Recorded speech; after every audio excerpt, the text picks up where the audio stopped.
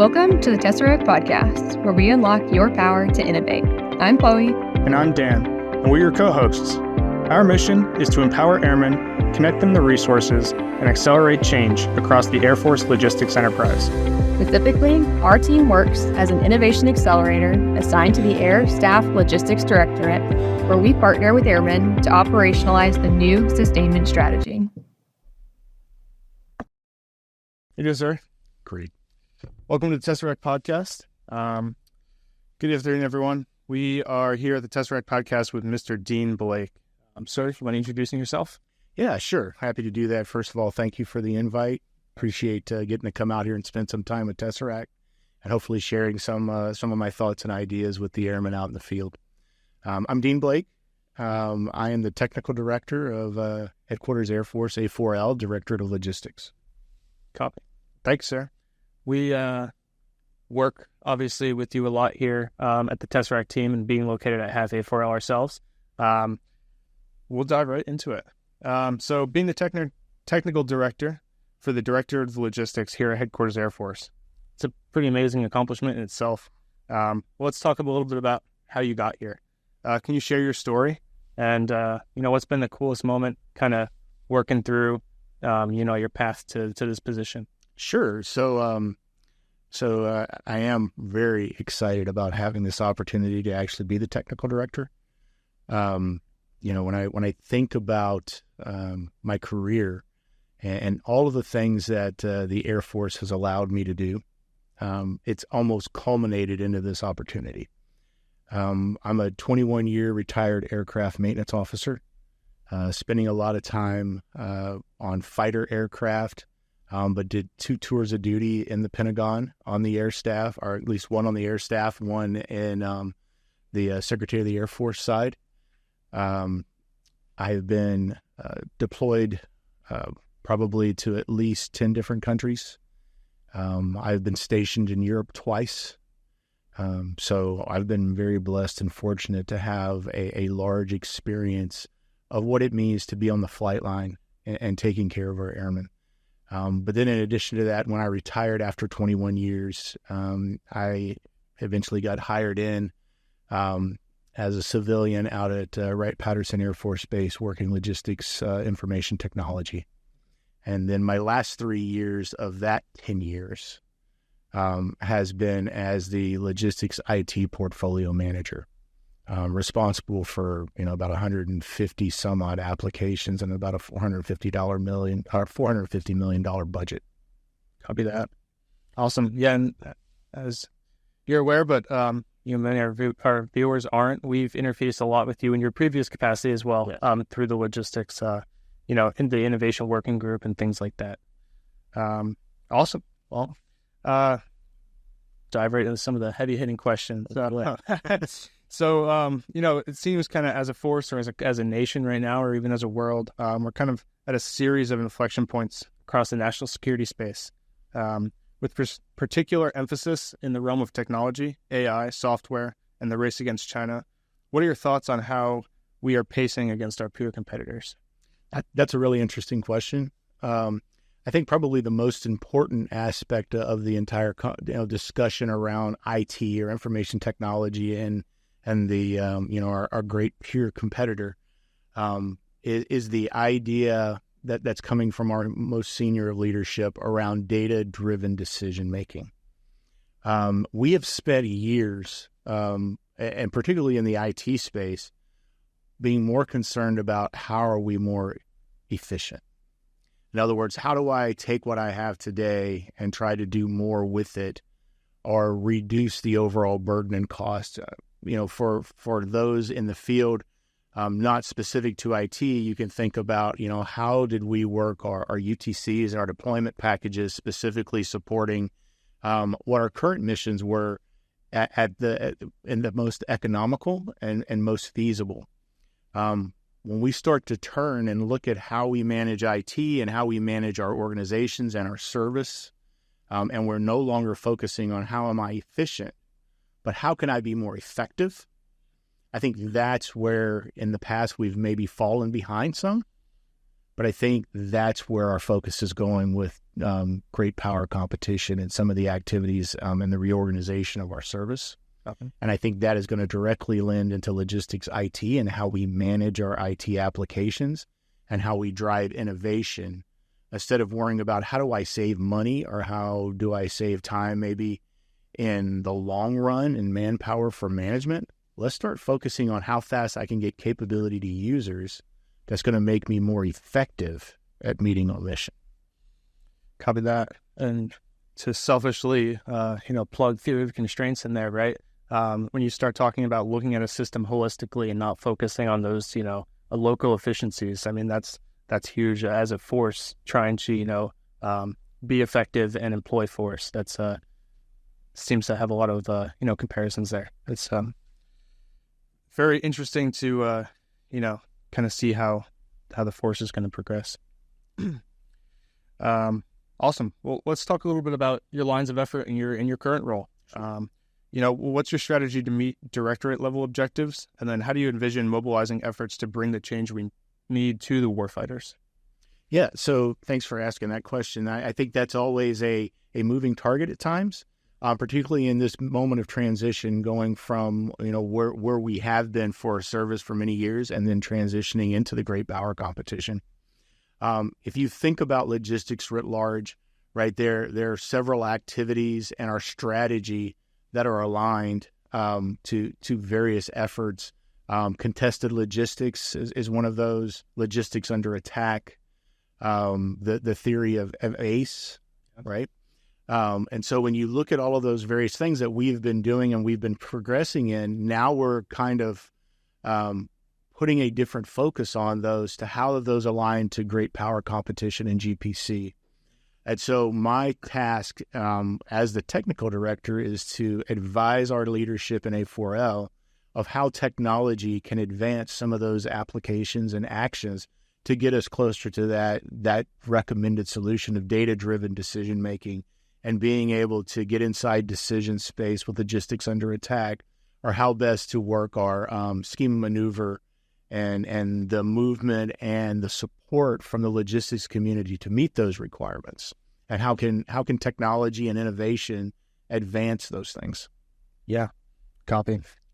That's a big role that we play as well, right? Is trying to be that bridge for airmen to reach those conversations that you're having, that you're talking about. I think just to kind of to piggyback on what you just said, I think it's a unique opportunity for me, having 21 years of being in uniform and living it, and then 10 years in the IT space of how you manage it. Being able to then work directly with folks like you and Tesseract, and many of our other activities out there, like the Ether sprints, or many of our cyber projects, and all of those things that can then take those innovative ideas that are being birthed at the field that get after real world problems that maybe the enterprise either is not aware of or has not been able to focus on yet, and then tie those to the cutting edge technologies and innovations and commercial industry partners that can then tie all those together. And so having the opportunity to see what airmen are struggling with, but also solving, and then having the opportunity to see where in the commercial world those same similar activities may be being solved, and then just being that connective tissue that says, let's look at it this way, is one of the most awesome jobs I've ever had in the Air Force after 33 years. Wow. That's saying a lot. Awesome. Well, and to kind of piggyback off of that, right? We've seen a lot of incredible innovation at the field level, and airmen are coming up with these ideas left and right on how to solve their problems. And maybe that's a generational thing, right? Maybe airmen these days are just getting a better understanding of the environments that they're competing in, or that they're employing force in, and trying to solve those problems. But as we try to maintain agility as a force, and also try to take these problems that we're solving and turn those solutions into a sustainable solution. How do you see us both staying agile and sustaining things long term at the same time? Yeah, wow, that is probably We could spend hours talking about that question. So there's a saying that we have, and we've referenced it quite a few times in logistics IT over the last 9 or 10 years that I've had the opportunity and the privilege to lead in that area, is that number one, technology is typically not the problem.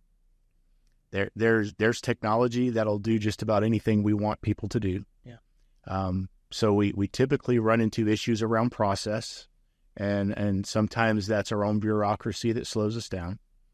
The other thing that we're typically pretty good at is finding funding and finding those interested in innovating and making those connections to do what I would call pilot activities. So the ability to take a problem, combine that with improving processes, supporting those improved processes with some level of IT, and then demonstrating that capability. We're really good at that. And, I can name hundreds of efforts that we've participated in, but at the end of that, I can only name of probably a handful that ever made it beyond what I was going to originally talk about, which was the valley of death for logistics IT, which is that wonderful transition from going from a wonderful idea that's a lot of times bottom-up driven by airmen, and then getting it into an enterprise solution that's funded and sustained long-term.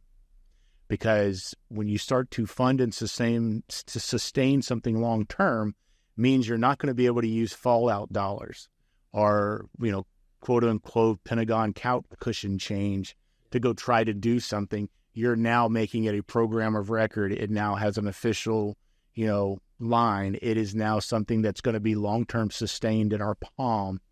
And to do that, you're 2 years out just to get something into the palm. And then there's trade-offs to even getting into the palm. And so I think that's the most difficult part, is how do you transition something from pilot to a program of record that is sustained.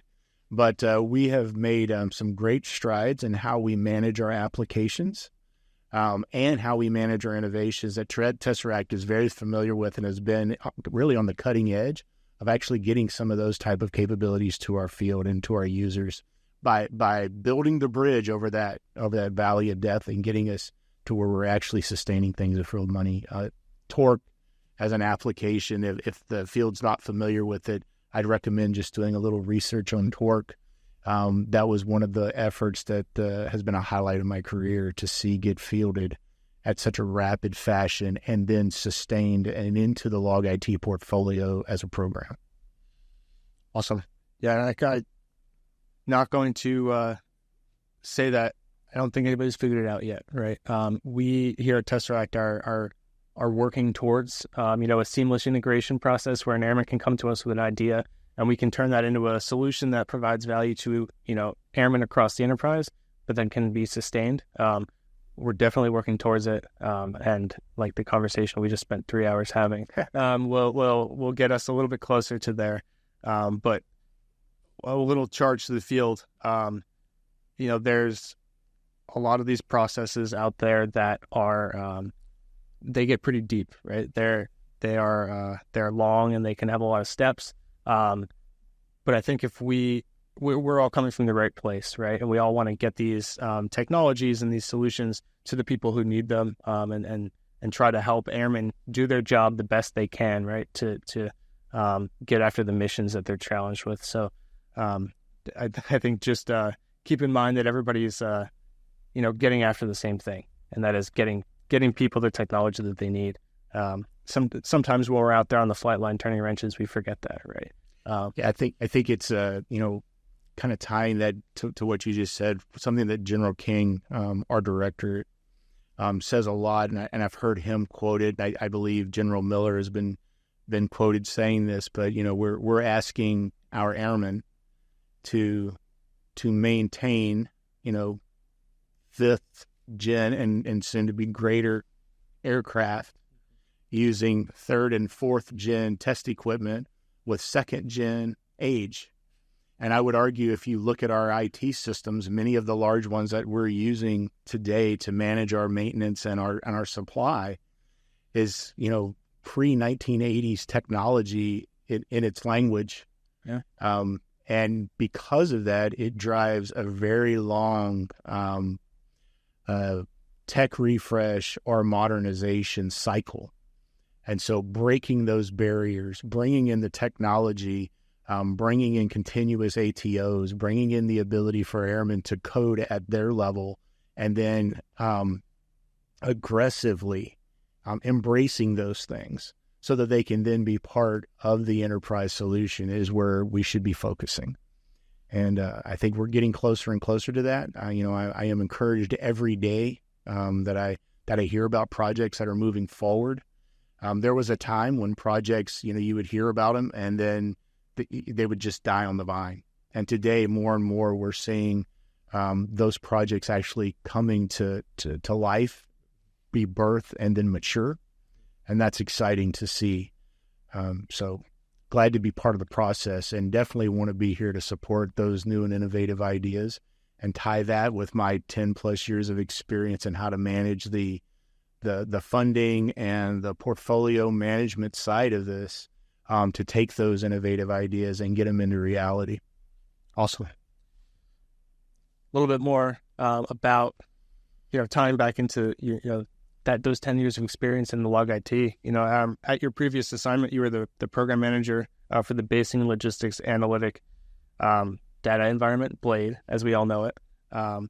What does the digital infrastructure look like utilizing Blade, and how could it best serve the logistics community?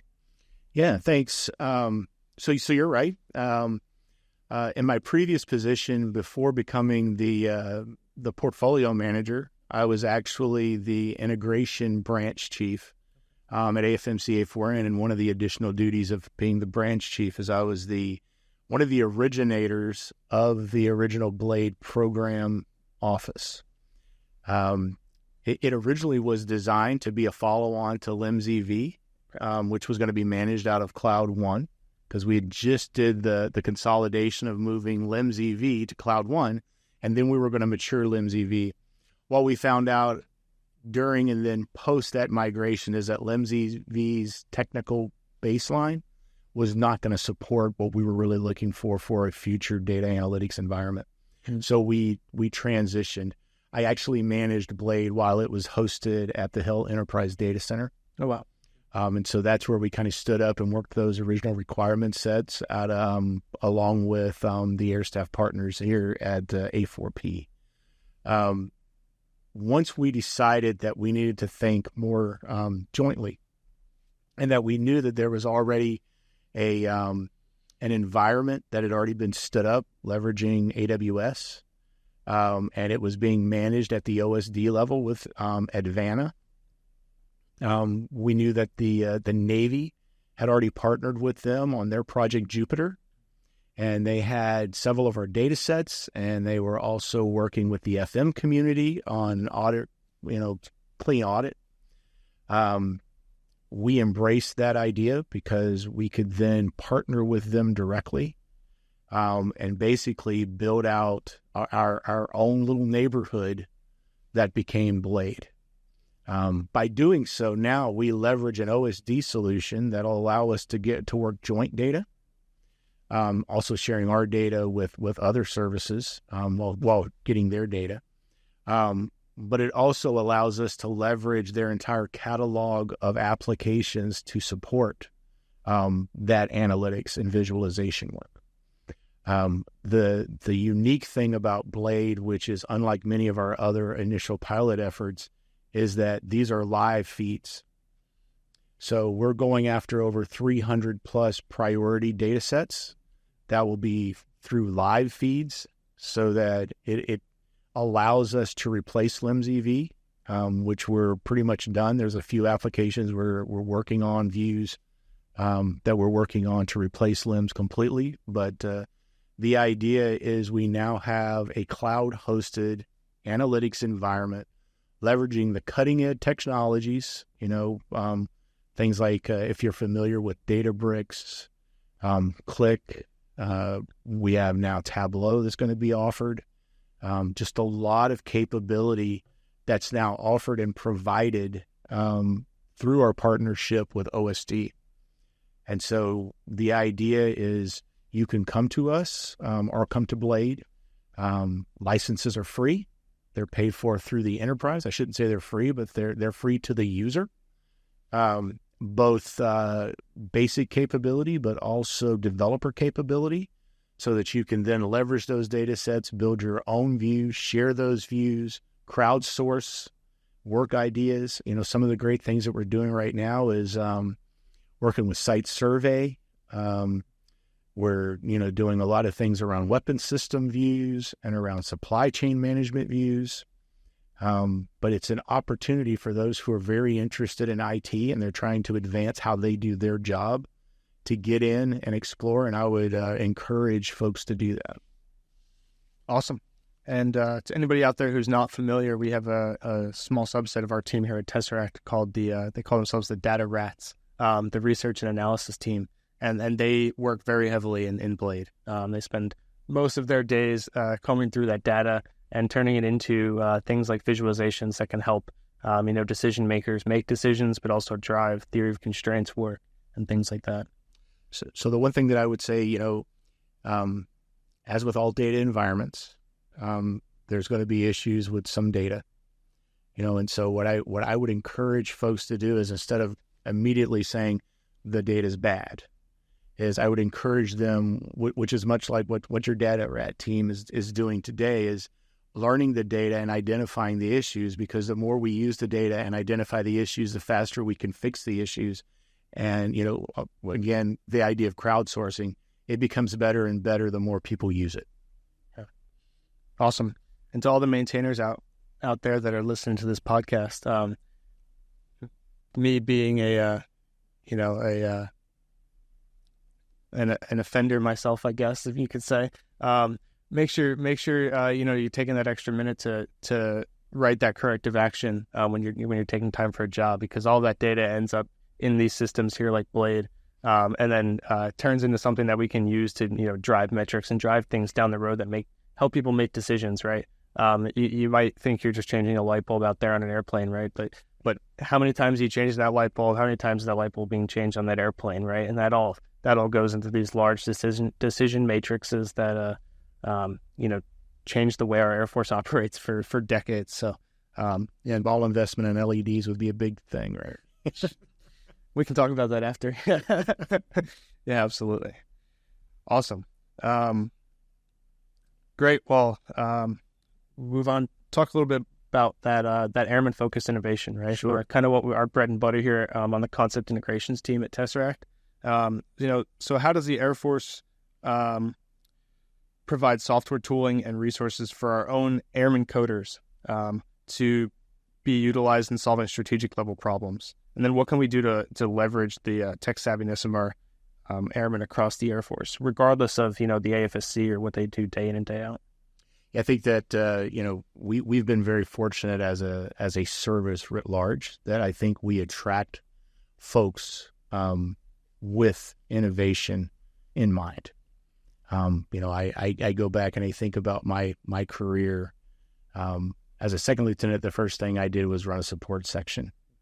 And in that support section, I was handed a disk that had the actual code to take the old chit system of how you check tools in and out, which was like the little ring with the little chit, right? The little metal rings, to go electronic. So where you would use your man number to check stuff in and out.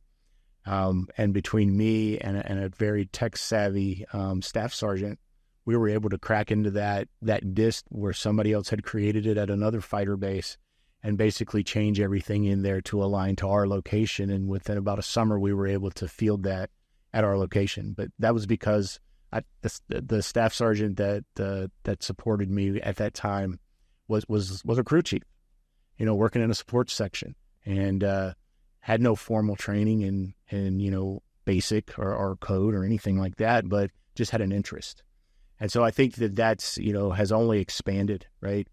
But there's many opportunities. There's many different, Tesseract is a prime example of how do you get into, airman-driven ideas and getting into doing what you do. And, you can look at the manpower and the makeup of our organization in Tesseract and see the varying skill sets across across the logistics community that are now actually doing some level of coding right here.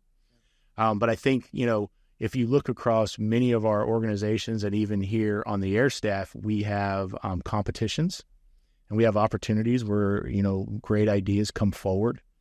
Some of those include IT, and actually some of those are not even IT driven. But it's all around innovation and getting airmen engaged and participating so that we can hear the great ideas that are out there.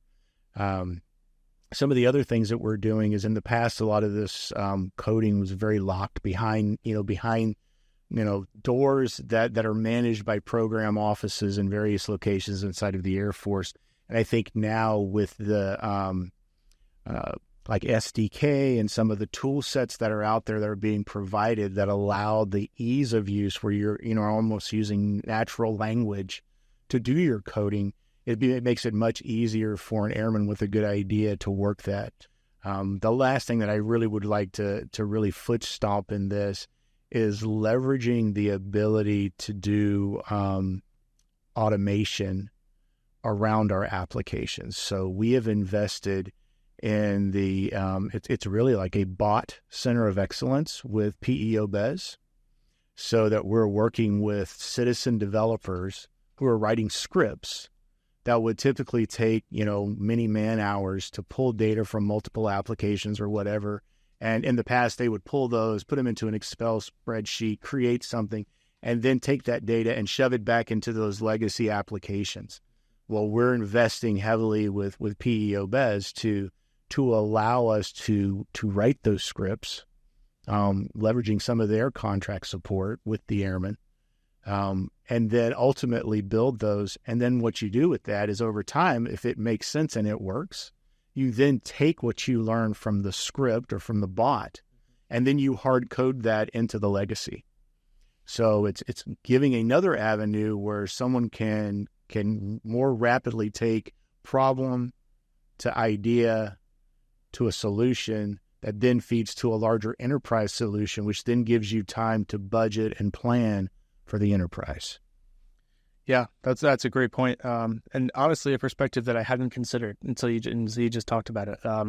My previous experience as a UIUX designer researcher, right, on the Tron team out in PACAF, our goal there is to iterate as fast as possible and get things in front of users so they can tell us what they need, right? And tell us what they don't need, and tell us how bad we did on trying to design them something, right?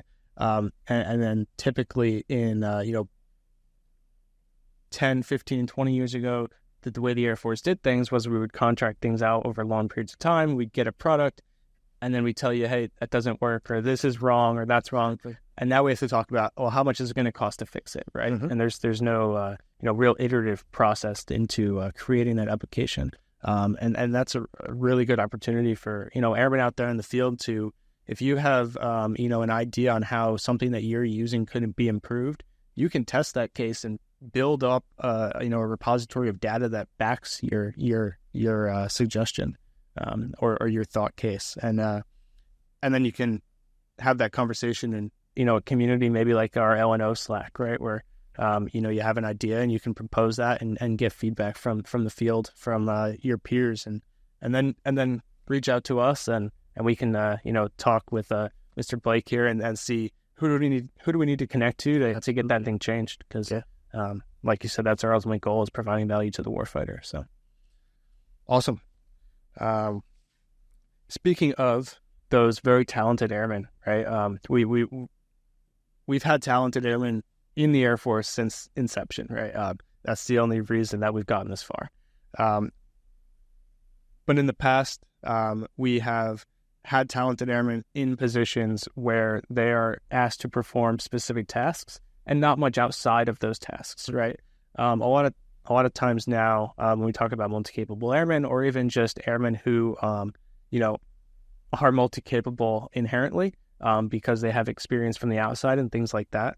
What steps do you think that we can take from a talent management standpoint to leverage the innovative mindset and these, specific skills that airmen have across the Air Force in the technology space? Yeah, so that's a hard one. So first of all, there are opportunities, just like the position that you're sitting in, right? They're targets of opportunity as people rotate in and out of these, just like your previous opportunities, and then this current opportunity, where you have the ability to apply and to get brought into that. Because what it does is it combines, for a lot of folks, it combines their desire to do coding, right, or specifically, but it leverages their technical background in whatever their AFSC is. So it kind of is like the best of both worlds. I kind of look back on my career and it's very similar, right? The fact that I think I've been fairly effective working logistics IT is because I've been on the receiving end of IT. I understand why it's important and why we should be doing what we're doing, which makes for me to be a strong advocate when we're talking to people about the value of what we're doing. I think those opportunities are out there. I think that at every location there are those problems, and that spans not just a logistics career field, but I mean across the spectrum. Our airmen are dealing with challenges every day. And, I look at those challenges as opportunities to improve. So if you're a coder or if you're someone who's high on the IT spectrum and are interested in those things, I wouldn't say wait for the opportunity to get a specific position to do those things. I would say work with your leadership at your location to embrace what you're passionate about and to do things to improve, because you never know, that one thing that you may go after could be the one thing the enterprise has been waiting on and have just not had the time or resources to go after. Yeah. So, there are targets of opportunity. There are avenues to pursue outside of, say, your primary AFSC to get into this type of an innovative environment. But I would argue that those is kind of like going from playing high school football to going to the NFL, right? The slots are just so few that I would not wait for those opportunities, and I would attack those at the point of use, probably where you feel the pain a lot more than we do, because we're so many degrees separated from it now. Absolutely, yeah, and we harp on that a lot here. That separation, the fact that every day that we spend here on the team is one day that we're spending out of the warehouse or off the flight line, right? Another inch or honestly another mile away from that pain point. And so we really heavily rely on, those warfighters to make those changes and make those suggestions and build those teams of like-minded individuals to solve problems. And we more serve as less of those innovators themselves, those people trying to solve the problems, and more of how do we, connect with people like yourself, right? And people around the Air Force who can help you solve those problems. Yeah, that's a great point. And I push everybody listening to this podcast today to take every opportunity that you're offered, right? We're offered a lot of great opportunities in this force, and sometimes they don't align perfectly, right, with a plan that we had or something like that. Every opportunity I've been given so far hasn't aligned with my overall plan, right? But it's reshaped the way I look at the force and I look at life in general, and not everything's going to be 100% what you expected it, but it's all going to be great in the long run. And take what you can, because there's some great opportunities out there. And if you can't find one, create one, because it's not hard to do. Awesome. With getting back a little bit towards readiness and the GPC context and things like that, with logistics directly correlating to readiness and sorted generation, how does logistics information get reclassified from business to war data? Yeah, so there's a couple different ways of looking at that question. Sure. So I think probably the way I'd like to start, the immediate answer that people want to talk about is the aggregation of data, right? They want to say, well, I have many defense business systems, and then when I aggregate all of this data, I now start to question, number one, its classification. Is it really defense business data, or is it mission critical data? What kind of data is it, and does the aggregation change things? I would say that's a interesting discussion, and you could probably argue about it for days and days and days.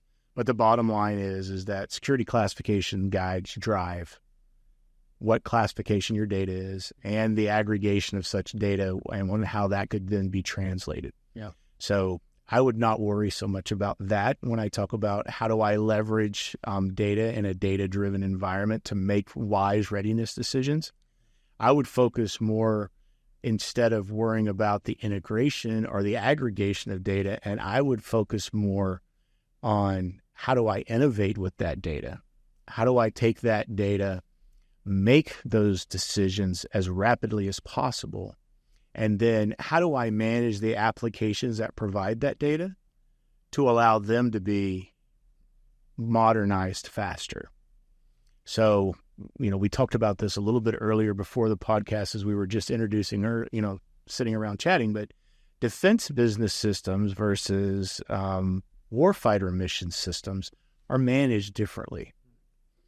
And there is an argument that can be made, depending upon what your application is truly used for, whether it's considered business or it could be considered warfighter.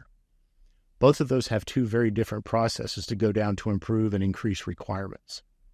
That drives everything from how you classify them in our large IT application system that tracks how you spend money on it, what kind of money you can spend on it, how do you POM for it, all the way down to how do you modernize. And so as we're looking at GPC and as the technical director, is thinking through this, some of the things that we're considering right now is some of our long-term defense business systems, in quotes, are those really warfighter mission systems? And if so, should we start to consider the reclassification of them to allow us to manage them more in line with command and control versus, how you account for something? Okay. All right. Well, one of the segments we've done previously in the podcast, and I think recently we might have strayed away from it, but is some of these are rapid fire questions. Okay. Right. And so we'll run into some of these, and then we'll give you some last licks and what you want to leave the field with. But okay.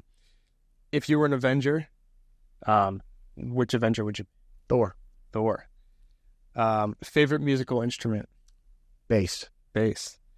iPhone or Android? iPhone. Star Trek or Star Wars? Star Wars. Okay. Favorite character in Star Wars? Chewbacca. Good choice. You're going on vacation? Where are you going? Beach. The beach. Anyone in particular? Any beach close to Charleston. So Isle of Palms, Folly Beach. Okay. Awesome. It's just where I grew up. So. Yeah. Okay. Favorite Indiana Jones movie? The first one. Okay. Raiders of the Lost Ark. Copy. And then what is your superpower? Oh, wow. I want to say integration. And I don't mean like data integration, but I mean bringing people together who have a very specific purpose in life, whether that's managing money or managing programs or managing innovation, and be the integrator and like the Rosetta Stone to try to communicate across multiple layers to get to a common goal. Okay. Awesome. I'd say it's a great superpower. Thanks. And then, all right, anything you'd want to leave the field with? Don't stop innovating. I think that's the most important thing, is it can be frustrating. And if you talk to folks who've hit that valley of death that I talked about earlier, it almost will drive you not to be motivated to do things, but understand where we are and what we do as a service and what it means to you, to the prosperity of our nation, to our service, to our families. And I would say that you're obliged to innovate. We don't get better by admiring what we've done in the past. We get better by thinking of how do we do more things in the future. Not all things will be successful, and we learn from failure. So don't sit and stagnate, because you're either moving forward or you're not. So just keep doing what you're doing. I appreciate every airman out there and what they do. And I'm here really to support you, right? I serve you.